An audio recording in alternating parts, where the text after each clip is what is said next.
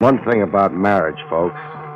Many are made in heaven, but there are others that are unmade by the fourth application of the vow, unto death do us part.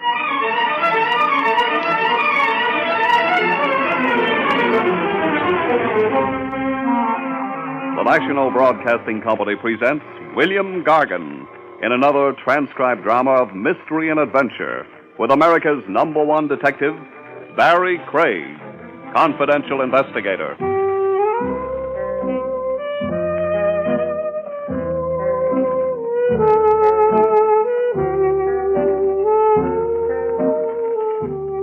Barrie Craig speaking. That's the name, Barrie Craig. You rent an office on the 3rd floor of the old Mercantile building.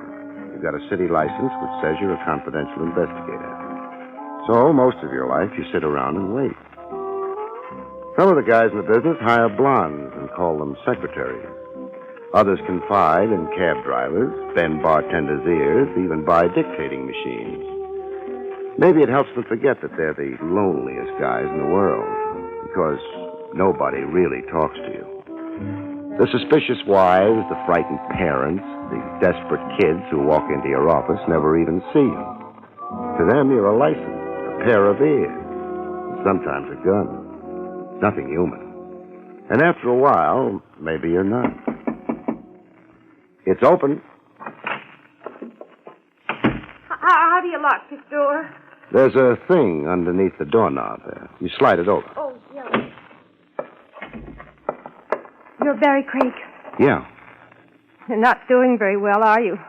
I could write my name on the dust on your desk. What name would that be? Wilma Lord. How do you do, Miss Lord? Mr. Craig, have you ever killed anyone? Not for a fee. Will you answer a question about the weather? I don't know much about the weather. Why'd you lock the door behind you, Miss Lord? I can't have anybody see me here. There's a woman comes around a couple of times a week. I'll speak to her about the dust. Oh, that's not... I'm going to marry a man named John Waring. Uh-huh. He's older than I am, a lot older.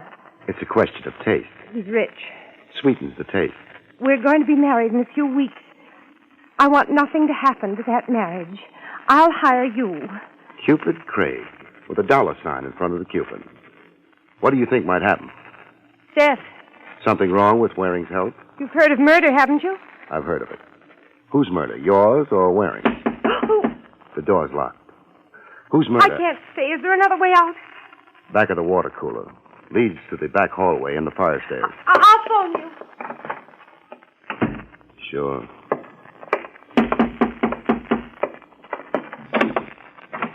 Yeah? Get out of my way.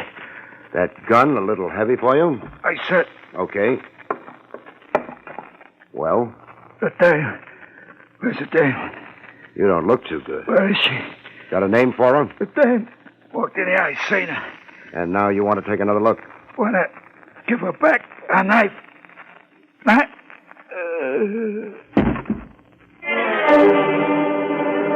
The floor stopped him. I kicked the door shut behind him. The knife he'd mentioned was angling out between his shoulder blades. I didn't want anybody to confuse him with a client.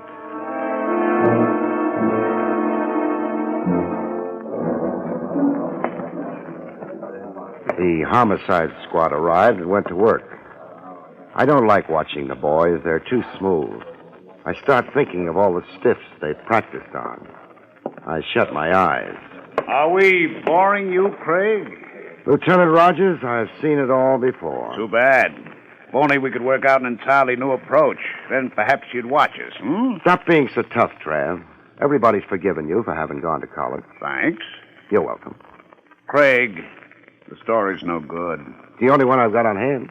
I'll tell you why it's no good. The punk there with the knife in his back was on the Harry Otis payroll. Oh? Wilma Lord is on the Otis payroll. Must be a large payroll. Among his varied and largely illegal activities, Otis also runs a supper club over on the east side. The Gilded Lily. Mm-hmm. You can have Wilma Lord for supper there 6 nights a week and twice on Sundays. It's too early for supper. The last couple of months, Otis has been very busy. Covering up. The Crime Commission? The Crime Commission. Mr. Otis is a very large target for them. He's been doing his best to shrink recently.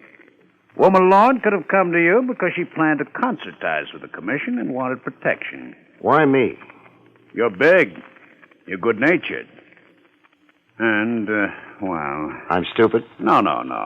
But you like to believe people when they give you a chance to. What about the Waring angle? Did she pick him out of the phone book? There is no Waring angle. John Waring happens to be a distinguished philanthropist. That means a guy with so much money he even gives some of it away. Thanks for the translation. I still believe Wilma Lord's story. Why? Because she's young, beautiful? Because she looked you straight in the eye when she told you all? No, Trav. Because she was nasty.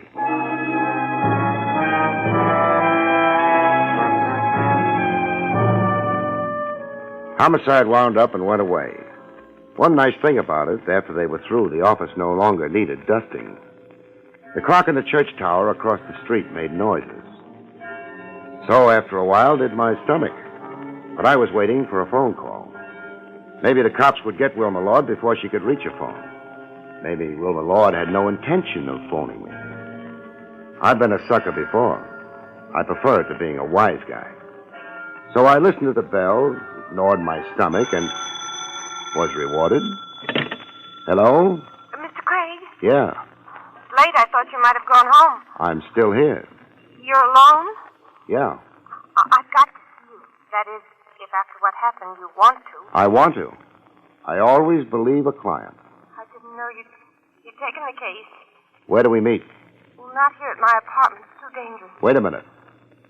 Would there be a couple of cops sitting on your lap by any chance? No. Why not? They've got an alarm out for you. Well, the apartment isn't in my name. Look, let's make it park, the 67th Street entrance, in an hour. The park in an hour. Oh, Miss Lord. Yes. Don't bring a friend.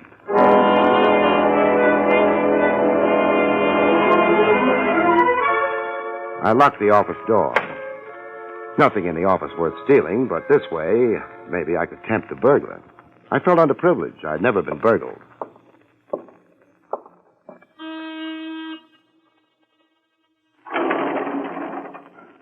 Hey, Mr. Craig. Never mind the glad greetings, Jake. Terrible tragedy you had, Mr. Craig. That's what I meant. Stop licking your chops and let's ride downstairs, huh? Terrible tragedy. Lieutenant Rogers says he didn't bleed much. You take the lieutenant's word for it. By the way, Jake, did the corpse come up in the elevator? Lieutenant asked me that. A coincidence. Did he? Yeah. Come up in the elevator. Didn't have that knife in his back at the time, though. Maybe the elevator was too crowded. Oh, I hadn't thought of that. How about the girl? She come up the same trip? Lieutenant asked me that, too. Whatever made you give up that farm in Vermont, Jake? Got tired of watching the Four Seasons. What I told the lieutenant was maybe she did come up in the elevator, but I didn't see her. Uh-huh. How about opening the door?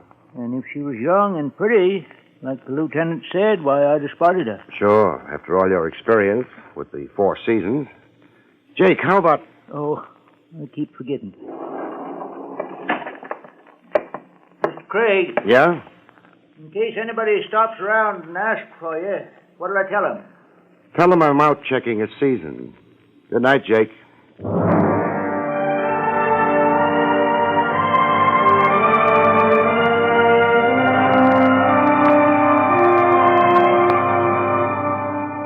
The park was close enough so I could take a couple of hamburgers aboard at Willie's wagon. A couple of hamburgers and a cup of the stuff Willie calls coffee. Willie keeps his coffee urn shined. I was facing it. What I saw in the urn looked like what you see in the distorting mirrors in the Coney Island funhouse, except not so funny. Willie! You got a complaint? Take it up with the mayor. Take a look over my left shoulder, Willie. Oh, it's gorgeous. You want I should pin a gardenia on it? Somebody looking into the wagon had his face plastered against the window. I don't want to turn and tip him off. Huh?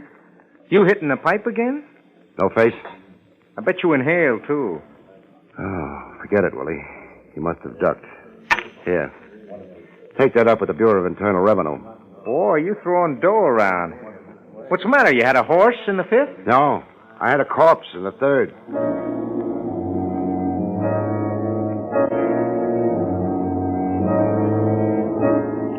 The park was half a dozen blocks over and west.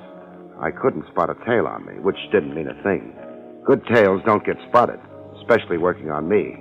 I'm easy to keep in sight from a long way off. Nobody had moved the park around. The 67th Street entrance looked cozy and dark. I tossed a mental coin, came up heads, which meant I should go home and spend a few hours asleep. Then I cheated. I went on into the park. An investigator's job is a funny one. Either you play it hard and believe nobody, which is fine. It's safe. You stay out of trouble. Maybe after 10 years, you're growing ulcers because nobody likes you, but an ulcer never killed anyone yet. Or else you believe people. Then you've got trouble. You're not smart. Except maybe it's not a choice. It kept getting darker. Not a choice because it depends on the way you're built. The way I'm built, you stick your neck out. I did. Only warning was a slide of feet on the gravel path.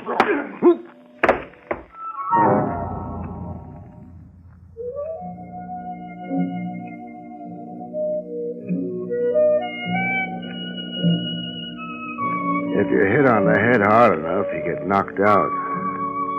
All you remember afterwards is getting up. It's a memory you're willing to trade cheap. The guy looks like he is returning to us, Mr. Otis. He might have fractured his skull, Peeper. Private eyes have got very thick skulls. All I know is I read about them all the time. Private eyes are always getting bopped on the skull. It don't bother him. It bothers me. Peeper, help the gentleman. Never mind. Mr. Craig. I've got a headache. I'm sorry Peeper is so enthusiastic. Send him over a little closer to me. I'll calm him down. I'm afraid not, Mr. Craig. Peeper is armed. He was acting on instructions from me. Was he supposed to bring me in alive? I'm not that funny. How did he find me in the park? He trailed you there from your office. Uh-huh. Rather a cold, unpleasant night, Mr. Craig. You often walk in the park. I managed to get there from time to time. You wouldn't have been meeting anyone there? I could use a couple of aspirins. Peeper was perhaps a little impatient. How was I supposed to know he had an appointment? Peeper. I beg your pardon, Mr. Otis. Well, Craig? I could still use those aspirins. I see. Well, perhaps it isn't very important. What's more to the point, Mr. Craig, you had a visitor this afternoon. I had lots of visitors, most of them in uniform. I'm referring to the gentleman who preceded the police. The gentleman whose untimely death was responsible for the visit. You didn't happen to kill him by any chance? The cops didn't think so. They might be prejudiced. Also, you may have pleaded self-defense. Otis, you know better than that. A man like you has pipelines to the department. Very well. A question, then. What was the gentleman... You mean the punk with the knife in his back? ...doing in your office? He was dying there. Hey, I'm hearing music. Ringing in my ears? A rather good little orchestra. They'd be insulted by your description. Don't tell them about it. This wouldn't happen to be the Gilded Lily, would it? You know the place? Sure. Some of my best friends have had supper in it. What was Jimmy doing in your office? A punk? He might have been looking for a confidential investigator. Oh? For what purpose? To help him find his lost innocence, maybe. Peeper. I'm not joking. What job was he doing for you? What makes you think he was doing anything at all for me? He was on your payroll. Indeed. The cops told me. They're blabbermouths. Pity about the civil service. Things would be so much easier otherwise. You could buy more for less, huh? You're not going to tell me why Jimmy came into your office? I didn't say that. I'll tell you why. He was looking for the owner of the knife in his back. Oh? He never got around to telling me who it was. Would you like some information? Very much. At what price? We'll discuss that later. The information goes like this. Your boy came up in the elevator. He didn't have the knife in him then. He did have when he got to my office. So... Someone presented him with a knife someplace between the elevator on your floor and your office. Yeah. One thing more. It wasn't right outside the office door. Oh? He got it near the elevator. He went down. There were a couple of bloodstains on the hall floor indicating that. He went down, stayed down for a while, pulled himself to his feet, and made it to me. Why? You didn't like my previous suggestion? No. Craig, whom did Jimmy follow to your office? It'd be nice to know, wouldn't it? I mean, for me. Because you know, don't you? You mentioned something about a price for the information. What price? What do you think about matrimony? I've no time to discuss philosophy at the moment. Or philanthropy? Beeper. Yeah, Mr. Otis. Up until this moment, I've been considering Mr. Craig an honest, if somewhat stupid man. Now I'm not so sure. Yeah? Either of his honesty or of his stupidity. I can get you references on both counts. I would like to be sure, Beeper. I take him apart? Unless Mr. Craig would like to tell us another story. I'm out of stories. You're in trouble, however. Beeper, we want Mr. Craig to explain his remarks about matrimony and philanthropy. Yeah, hold it, Craig. I wouldn't mind plugging you in a leg, say. Give me excuse. You're gonna stand and take it nice? Okay. Take it. I hope the gun barrel don't scar you permanent. How about putting your arms behind your back, huh? Gonna start getting painful soon. Thanks. Now, hey, who? Opportunity knocks. No, Otis. I've just inherited a gun. Beepers. You weren't expecting company. Mr. Otis, I've been knocked unconscious. I've been pistol whipped. Maybe I'm sore. I wasn't expecting company. Yeah, that's the reason Beeper was startled. All right, open the door. Let's see who it is. Hello, Mr. Otis. The Marine. Hello, Trav. Hi, Craig. Mind if I come in? The office belongs to Otis. You're holding the gun. That belongs to Beeper. Beeper? He's lying down. Tired? He ran into a doorknob. Have a gun on him. Thanks. Who knows? Maybe he has a license for it. We'll see. Exactly what do you want here, Lieutenant? We've had the place staked out. Nobody we were interested in showed up. I got the report that a big man was carried in. Turns out it was Mr. Craig. That's how it turns out. The place staked out? Then you're looking for... If nobody minds, I'll get out. In a hurry, Barrie? I'm late. For what? A date. Now, wait a minute. Way it looks, you were slugged and brought here. I guess it does look that way. You could prefer charges. It was all in fun. That welt across your face doesn't look funny. One of the reasons I'm in a hurry. What? I want to have the nasty little bruise kissed away.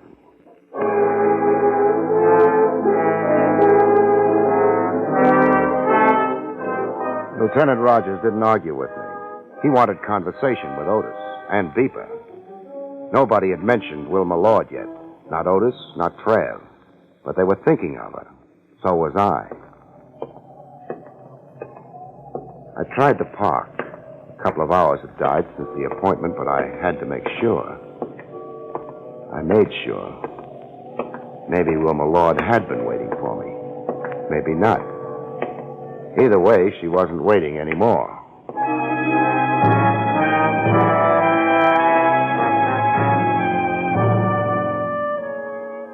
Trav would annoy Otis for a while. He had nothing to hold him on. He had nothing to hold Beeper on. For a while, Otis and Beeper would be busy with the lieutenant. After that, they might be busy about something else. I remembered Trav's definition of a philanthropist. I could use some money.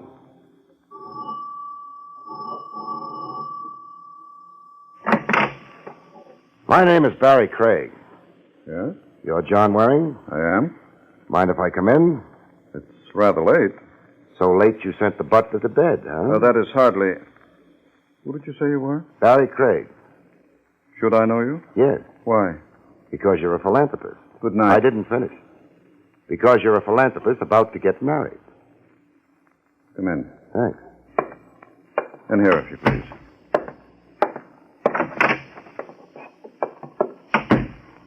Now then. Your name is Barrie Craig. You're a reporter, perhaps? Not exactly. Then why your interest in my... Marriage? I've been hired to make sure it goes through on schedule. Hired? By whom? Your fiancée. My... Didn't I use the right word? You mean Miss Lord? How many girls were you planning to marry? Mr. Craig, I permitted you to enter my home because you seem to know about my marriage. I didn't expect you to insult me. I'm sorry. Blood gets on my nerves. Blood? A man was murdered in my office today. Then that's why... That's why what? Nothing. This man who was murdered, had he any connection with... Your marriage? Yes. What do you think? I can't think anything about it. I'm confused. So confused you haven't thought of offering me a drink? I beg your pardon. Oh. Yeah, I could almost think you were expecting me. That's 2 glasses you've got sitting on that coffee table. With the drinks in them. One's rye by the color, the other... Mr. Craig, you're in my home. Looks like creme de menthe. A girl's drink. I suppose it's too much to expect the behavior of a gentleman from a confidential investigator. Yeah. We're the sorted type. I had an appointment with Miss Lord. She kept it, didn't she? Why don't we ask her? Ask? Nice drapes you've got. Pity they don't quite reach the floor. Now, look here, young man. Never mind, John. Hello, Miss Lord. Hello. Did you decide the park was too cold at this time of the year? What made you come here? You wouldn't be holding up in your apartment, listed in your name or not. The cops are bright nowadays. Well, where else would you duck for cover? It was simple. Lucky for me, it was simple. I get confused easy. what do you want? You hired me to do a job. I believe you. I always believe my clients. Sometimes I'm suckered, sometimes not. Because sometimes clients don't expect to be believed. I resent all this. Don't be in too big a hurry, Mr. Waring. Miss Lord was afraid that the marriage was going to be interrupted by murder. Murder? She didn't get around to telling me whose murder, yours or hers. Because another murder happened to somebody else. I didn't... Somebody on Harry Otis's payroll. Whose idea was this marriage? I asked Miss Lord to be my wife. And she said yes. Why? I love... You don't have to laugh at me. Harry Otis. You were on his payroll, too, Miss Lord. The Crime Commission was getting ready to ask him questions about his business, his tie-ins with officials, his backers. I must ask you... You were going to say leave. Let's pretend it was explained. Wilma Lord's young. She's beautiful. Maybe she could have wrangled a marriage offer out of you anyway. But her working for Otis can't be a coincidence. Sure you asked her to marry you. After she told you she knew about your connection with Otis. My connection? Financial. Dollar bills don't have pedigrees on them. That's a shame. How many of the dollar bills making up your bank account came out of Harry Otis's dirty enterprises? This is absolutely unwarranted. No. Up until 5 minutes ago, it was a guess. A stupid guess. Because I couldn't figure any other reason for the whole deal. Now it's not a guess anymore. It's not a guess anymore. Hello, Otis. I've been expecting you. And the gun. That's nice. Beeper's outside with a gun, too. And the car? With the motor idling? Another stupid guess. Sure. The stupid ones give the most trouble. If you'd had brains enough, Craig, you'd have stayed out of this. I couldn't. I was hired. By Miss Lord. I had to, Harry. I was I afraid. had you set up. Waring was going to marry you, so you couldn't testify against him. Why'd you bury the knife in Jimmy's back? I didn't. I had him on you all the time. Would you have had any reason for killing him, Otis? What reason? Not even a stupid guess. Otis, Yes. this squabbling, it's unpleasant and a waste of time. Meaning what? Whatever Miss Lord did or didn't do, Mr. Craig is now in a position to inform the Crime Commission of... Our business association? Yes, that would be disastrous. Not only for myself, but for you as well. I hesitate to suggest anything violent, but... But what choice have we got? Precisely. No, there's been... Shut up, Wilma. You've still got Jimmy's death to account for. Oh, you... Miss Lord. What? Don't drink that. What are you talking about? Took my drink away. You in a hurry to die? The man is insane. Otis. Yeah, Otis. The man looking for a murderer. What was wrong with the drink? Another guess. A solid one this time. Wilma Lord's wanted by the police for the murder of your punk. Wilma Lord disappeared. Suppose she died in this house. Waring would have the body what? Buried? Burned? Either way, no more Wilma Lord. The cops would spend the next century looking for her. The case would be closed. Oh, no. Also, John Waring wouldn't have to marry her. He'd be rid of a witness against him. What he had in mind for you, Otis, I wouldn't know. But he had something in mind. Then he'd be free. He could go on being philanthropic. It's childish melodrama. Murder's melodrama, only it's not childish. Mr. Waring, when I walked in here, you asked me if I was a reporter. The gag being you'd never seen me, heard of me before. But a little later on, you said something about a confidential investigator not being a gentleman. He must have followed me, too. You said Wilma Lord had kept her appointment with me. How did you know? If she told you, you wouldn't have confused me with a reporter. If she didn't... Wait a minute. He was checking on her because he was planning to get rid of her. But your boy Jimmy spotted him on the 3rd floor where my office is. Nobody else would have had any motive for killing him. Waring had to because it tipped his hand about his plan for the girl. Nonsense. Absolute nonsense. Then suppose you drink this, huh? I detest creme de menthe. Drink it, Waring. I shall leave now. I find this highly I said distasteful. drink it. You're being a fool. A fool. Had to be done. Done. The reason I knew the drink was poisoned. Take a sniff at it, Otis. Don't bother. A deep sniff.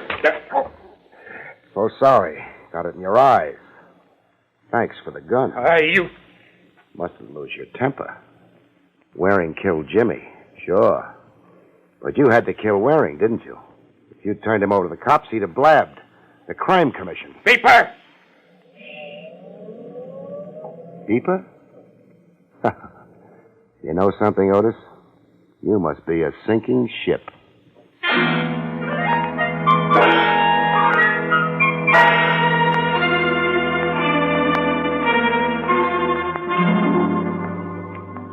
That was it. All wound up, I went home, I slept. The next day, I was back on the third floor, being lonely. How do you lock this door? There's a thing underneath the doorknob. Oh, you remembered. Somebody following you again? No. I just don't want to be interrupted. At what? Thanking you. I don't have any money. I'm not marrying a rich man anymore. But I don't think you'll mind. Oh. I always believe a client.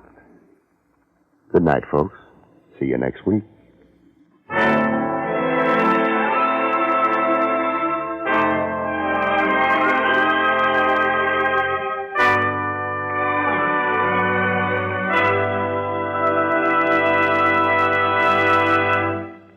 You have been listening to William Gargan in another exciting transcribed mystery drama from the adventures of Barrie Craig, confidential investigator. Tonight's story, The Case of the Borrowed Knife, was written by Lou Vittes.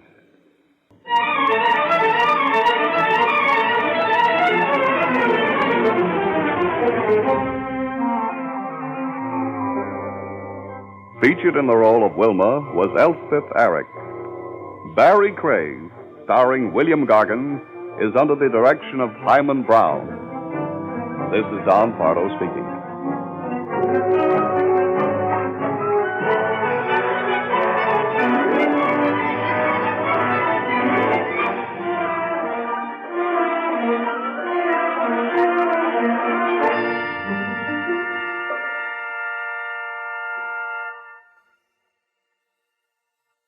It's the Silver Jubilee on NBC.